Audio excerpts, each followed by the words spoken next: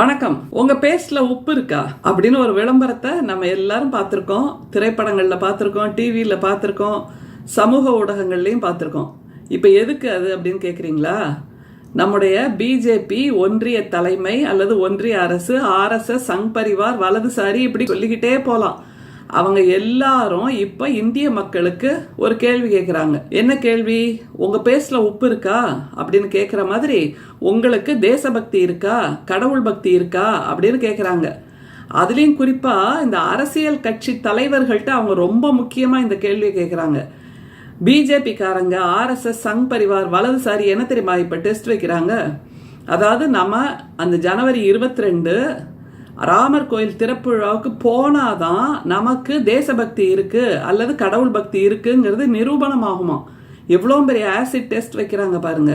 இவர்கள் சொல்லுகின்ற சட்ட திட்டங்களுக்கு உட்பட்டவர்கள் தான் இந்த மாதிரியான கருத்தியலோடு இருக்க முடியும் அப்படிங்கிற ஒரு சர்வாதிகாரத்தை மீண்டும் இந்திய மக்கள் அத்தனை பேர் மீதும் 140 கோடி மக்கள் மீது அவர்கள் திணிக்கிறார்கள் அப்படிங்கிறத மறுக்கவே முடியாது. இது எப்படி இருக்கு தெரியுமா? இன்னும் கூடுதலா சொல்லணும்னா, ராமாயணம் படிச்சிருக்கோம் நம்ம எல்லாருமே. அதுல ராமர் ராவணன்ட்டிருந்து சீதையை மீட்டெடுத்தாச்சு. ராவணன்ட்டிருந்து மீட்டெடுத்த பின்பு சீதை வருகிறாள். வரும்போது ராமன் தெளிவா சொல்றது, தீக்குளித்து சீதையின் கற்பை நிரூபிக்க வேண்டும் என்று. சரி, அதை ஒரு தடவை பண்ணியாச்சு. அப்புறம் அயோத்தி போயாச்சு, அரசாட்சி பெற்றாச்சு. அதற்கு அப்புறம் நகர்வலம் வரும்போது யாரோ 2 பேர் வீட்டுல பேசிட்டு இருந்தாங்களாம் சீதையின் கற்பை பற்றி. உடனடியாக வந்து சீதையை காட்டுக்கு அனுப்பியாச்சு. இப்படியாக சீதையின் கற்பை திரும்ப திரும்ப திரும்ப திரும்ப சந்தேகித்த அந்த ஆணாதிக்க சிந்தனை, அந்த சந்தேக புத்தி, அதுதான் இப்போது உங்களுக்கு தேசபக்தி இருக்கா, உங்களுக்கு கடவுள் பக்தி இருக்கா என்கின்ற அந்த 2 கேள்வியிலையும் தொக்கி நிற்குது. சங்கிகளே புரிஞ்சுக்கோங்க. அந்த ஆணாதிக்க சந்தேக புத்தி சங்கிகளே முதல்ல அதை புரிஞ்சுக்கோங்க. பெண்கள் மீது மட்டும் இருந்தது என்று சொல்ல முடியாது. இப்போது அரசியல் கட்சி தலைவர்கள், ஆண்களோ பெண்களோ, அத்தனை பேர் மேலேயும் அந்த சந்தேகம் கிளப்பி விடுறாங்க பாருங்க. அந்த புரியாத எளிய பொதுமக்கள் யாரோ 2 பேர் கேட்டாங்க அப்படிங்கறனால ராமன் சீதையை காட்டுக்கு அனுப்பினார். ஆனா இப்போ அரசியல் கட்சி தலைவர்களாக, ஒன்றிய தலைவராக அல்லது பிஜேபியின் தலைவராக சங் பரிவார், RSS, இந்துத்வா என்று கொண்டாடி கொண்டிருக்கின்ற அவர்களுக்கே இந்த சந்தேக புத்தி இருக்கிறது அப்படின்னா இது எவ்வளவு மோசமான ஒரு நிலையை இந்தியாவில் உருவாக்கி கொண்டு, பிரித்தாளும் சூழ்ச்சி, டிவைட் அண்ட் ரூல் பாலிசி என்பது இதுதான். திரும்ப திரும்ப சந்தேகம் கொண்டு உங்களுக்கு கடவுள் பக்தி இருக்கா அப்ப நிரூபிச்சு காட்டு, தேசபக்தி இருக்கா அப்ப நிரூபிச்சு காட்டு. நிரூபிச்சு காட்டுறதுன்னா தீ குளிக்கணுமா? அல்லது தீ குளிப்பதை போல் நாங்கள் எங்களுடைய வாழ்க்கையில், அல்லது அனுமன் செய்தார்ல, நெஞ்சை பிளந்து காட்டினால் அங்கே ராமன் தான் இருப்பான் என்று அனுமன் சொல்வது போல் எல்லாரும் நெஞ்சை பிளந்து காமிச்சு எங்களுக்கு தேசபக்தி இருக்கு, கடவுள் பக்தி இருக்கு நிரூபிக்கணுமா? தேவையே இல்லையே. இந்த 2மே இல்லாத நீங்கள் தான் வெளிப்புற அடையாளங்களை தேடிக்கொண்டிருக்கிறீர்கள். நிறைவான தேசபக்தி, நிறைவான கடவுள் பக்தி இருப்பவர்கள் யாரும் இப்படி அலப்பறை செய்ய மாட்டார்கள். சங்கிகளே இதை புரிஞ்சுக்கோங்க. இதுதான் அமைதியாக இருப்பது. வெளிப்புற தோற்றத்தில் மட்டும் நீங்கள் கடவுள் பக்தியை கொண்டாடுகிறீர்கள், வெளிப்புற தோற்றத்தில் மட்டும் தேசபக்தியை கொண்டாடுகிறீர்கள். உங்களுக்கு தேசத்தின் மீது பக்தி இருந்திருக்குமானால் சுதந்திர போராட்டத்தில் நிச்சயமாக உங்கள் பக்கத்தில் இருந்து யாராவது ஒரே ஒருத்தராவது அந்த சுதந்திர போராட்டத்தில் பங்கெடுத்திருப்பீர்கள். அப்படி இல்லையே, ஒருத்தரை கூட கை காமிக்க முடியலையே. எல்லாரும் மன்னிப்பு கடிதம் எழுதி கொடுத்து தலைமறைவு வாழ்க்கை தானே வாழ்ந்துட்டு இருந்தீங்க. சரி, தேசபக்தி அப்படி, கடவுள் பக்தி இருக்கா அப்படின்னா உங்களுக்கு தான் சுத்தமாக கிடையாது கடவுள் பக்தி. ஆத்திகம் என்ற பெயரில் கடவுள் பக்தி இருக்கிறது என்ற பெயரில், ராமனை கொண்டாடுகிறேன் என்கின்ற பெயரில் நீங்கள் செய்வது நிச்சயமாக அரக்கத்தனம். இது இறைமை இல்லை. நீங்கள் கொண்டாடுகின்ற ராமன் இருந்திருந்தால் கூட இப்படியான வெளிப்புற பகட்டை, அலப்பறைகளை, ஆர்ப்பாட்டங்களை, இந்த மாதிரியான மிக மோசமான விமர்சனங்களை நிச்சயமாக ஏற்றுக்கொண்டிருக்க மாட்டார். குகனோடும் ஐவரானோம், குன்று சூழ்வான் மகனோடும் அறுவரானோம் என்று எல்லோரையும் அரவணைத்தது ராமன் என்கின்ற கதாபாத்திரம். ஒரு சிறிய கதாபாத்திரமான சபரி கொடுத்த அந்த பழங்களை கூட மிகவும் அன்போடு உண்ட ஒரு கதாபாத்திரம் ராமன். எல்லோரிடமும் அன்பு பாராட்டிய ராமன். எதிராளி ராவணன் கையில் எந்த போர்க்கருவியும் இல்லாமல் முதல் நாள் தோற்று நின்ற போது இன்று போய் போருக்கு நாளை வா என்று சொல்கின்ற அறம் கொண்டிருந்த ராமன். நீங்கள் ராமரை கொண்டாடுகிறீர்கள், ஜெய் ஸ்ரீராம் ஜெய் ஸ்ரீராம் என்று வாய்க்கு வாய், வார்த்தைக்கு வார்த்தை சொல்கிறீர்கள். ஆனால் ராம் என்கின்ற அந்த மந்திரத்தின் புனிதத்தை அல்லது அந்த மந்திரத்தின் அறத்தை நீங்கள் பின்பற்றவே இல்லை. அதை முதல்ல புரிஞ்சுக்கோங்க. அதனால அப்படி ஃப்ரென்சீட் என்று ஒரு வார்த்தை உண்டு ஆங்கிலத்தில். அப்படி வெறி வந்த மாதிரி ராம் ராம் ராம் என்று சொல்வது பக்தி இல்லை. கண்ணப்ப நாயனார் அவருடைய கதை உங்களுக்கு தெரியும்ல. அவர் இந்த மாதிரியான வெறி வந்த பக்தி செய்ததே இல்லை. அவரிடம் மிகுந்திருந்தது மனிதாபிமானம். ஒரு சிவலிங்கம் என்று கூட தெரியாமல் ஒரு கல்லிலிருந்து ரத்தம் கசிகிறதே அப்படின்னு காலில் செருப்பு போட்டிருந்த காலை தூக்கி அந்த கல்லில் வச்சு தன்னோட கண்ணை அகழ்ந்து அந்த சிவலிங்கத்தின் மீது அப்பினார். அதனால்தான் கண் அப்ப நாயனார். அப்படிப்பட்ட மனிதாபிமானம் தான் இறைமையை தவிர நீங்கள் அவ்வளவு பிரம்மாண்டமாக கோயில் கட்டு, கோயில் அங்கதான் ராமர் இருக்காரா? யாருப்பா சொன்னா?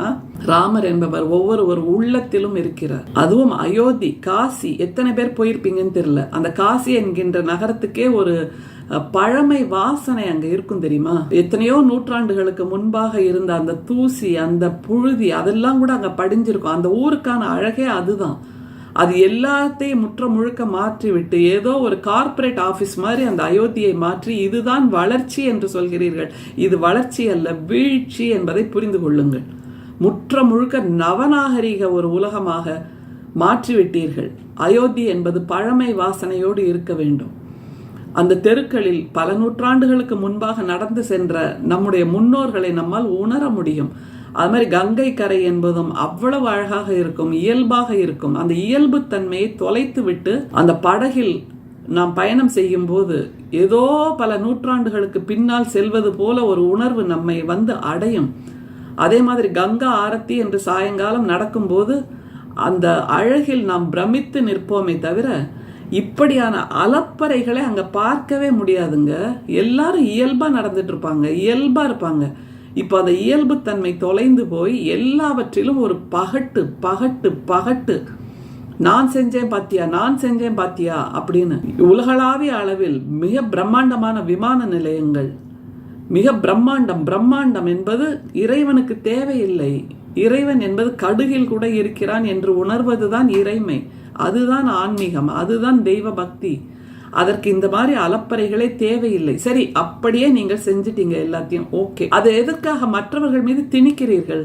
உங்களுக்கு கடவுள் பக்தி இருக்கிறதா, உங்களுக்கு தேசபக்தி இருக்கிறதா என்று எதற்காக மற்றவர்கள் மீது ஆசிட் டெஸ்ட் வைக்கிறீங்க? நீங்க சொல்கின்ற கோட்பாடு மட்டும்தான் கடவுள் பக்தியா, நீங்கள் சொல்கின்ற கோட்பாடு மட்டும்தான் தேசபக்தியா அப்படின்னா நாங்க சொல்றோம் உங்களுக்கு ரெண்டுமே கிடையாது. அப்படி இருந்திருந்தால் உங்கள் பக்கத்தில் இருந்து யாராவது ஒரு தேசத்துக்காக தன்னுடைய வாழ்க்கையை தியாகம் செய்த ஒரு சுதந்திர போராட்ட வீரரை சொல்லுங்கள். மன்னிப்பு கடிதம் எழுதி கொடுக்காமல் சிறைச்சாலையில் இருந்து சுதந்திர போராட்டத்துக்காகவே தன்னுடைய வாழ்வை அர்ப்பணித்த ஒரு சங்கி, ஒரு RSS, யாரையாவது ஒருத்தரை காட்டுங்கள். யாருமே இல்லை.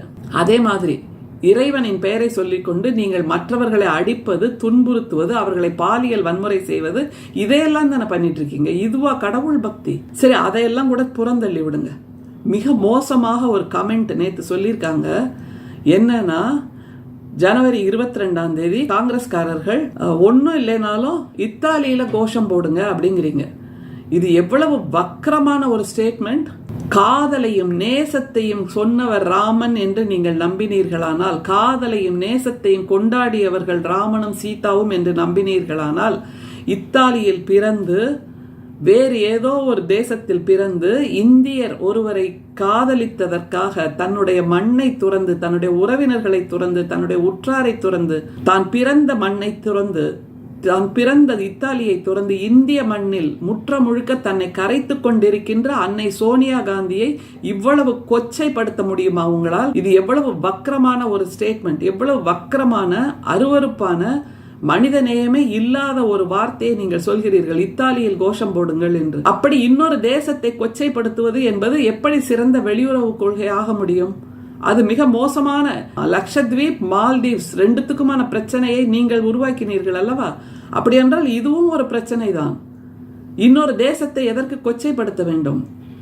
அன்னை சோனியா காந்தி தன்னுடைய எல்லாவற்றையும் தியாகம் செய்து தன்னுடைய கணவருக்காக இங்கே வந்தார் என்றால் நின் பிரிவினும் சுடுமோ பெருங்காடு என்று கேட்ட எங்களுடைய சீதையின் குரலாகத்தான் அன்னை சோனியா காந்தியை பார்க்கிறோம். அன்னை சீதை என்று நாம் சொல்லுவோமானால் அந்த அன்னை சீதையின் நவீன வடிவம் தான் அன்னை சோனியா காந்தி. எங்கே போனாலும் தன்னுடைய கணவர் எங்கே போனாலும் அவரை பின்தொடர்வேன் என்று வந்திருக்கிறார். இந்த மண்ணிலேயே வந்து வாழ்ந்து தன்னை முற்ற கரைத்து கொண்டு இந்த மண்ணின் மொழியை படித்துக் கொண்டு இந்த மண்ணின் உணவை உண்டு இந்த மண்ணின் கலாச்சாரத்தோடு தன்னை கரைத்து கொண்டிருக்கின்ற ஒரு அன்னை சோனியா காந்தியை பற்றி எப்படி இவ்வளவு மோசமாக இத்தாலியில் கோஷம் போடுங்கள் என்று உங்களால் சொல்ல முடிகிறது?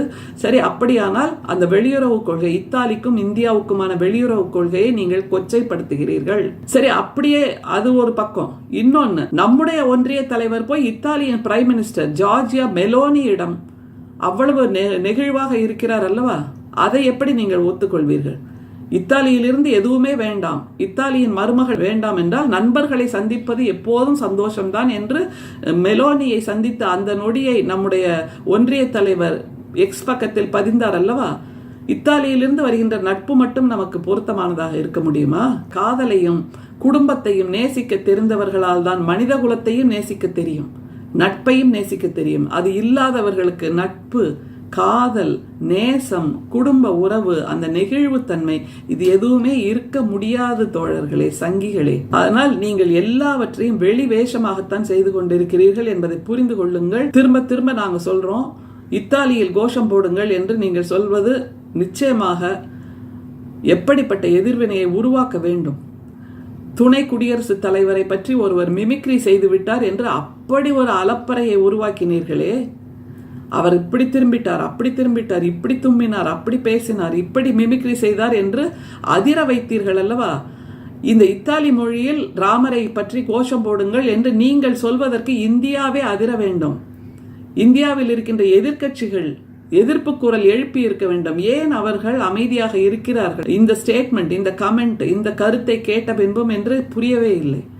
இதுவும் மிக மிக மோசமான, வக்ரமான, கொச்சையான ஸ்டேட்மெண்ட் என்று நிச்சயமாக உணர முடிகிறது. அதிலும் ஒரு பெண்ணை பற்றி நீங்கள் இத்தாலி என்று சொல்கிறீர்கள். குறிப்பாக என்றால் அது இத்தாலியிலிருந்து வந்திருக்கின்ற நம்முடைய அன்னை சோனியா காந்தியை பற்றியதுதான் என்பதை சிறு குழந்தை கூட சொல்லும் என்றால் நீங்கள் எப்படிப்பட்ட ஒரு மிக மோசமான முன்னுதாரணத்தை மீண்டும் மீண்டும் உருவாக்கி கொண்டிருக்கிறீர்கள்.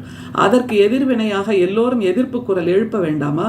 நீங்கள் முதலில் மனிதர்களை நேசியுங்கள்ப்பா, வேற ஒண்ணுமே வேண்டாம். கடவுள் பக்தி, தேசபக்தி எல்லாம் இருக்கட்டும், மனித பக்தி வேணும். முதல்ல சக மனிதர்களை, சக உயிரிகளை